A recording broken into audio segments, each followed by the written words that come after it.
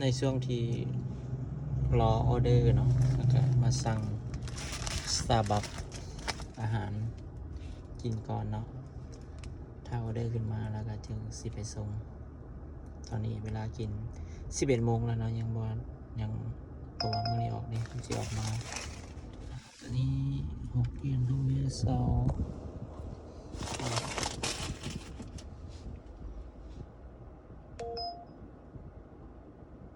3 ไมล์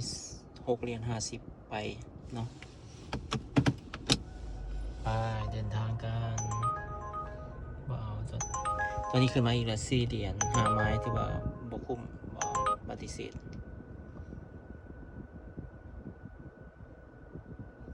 ไปเดินทางกัน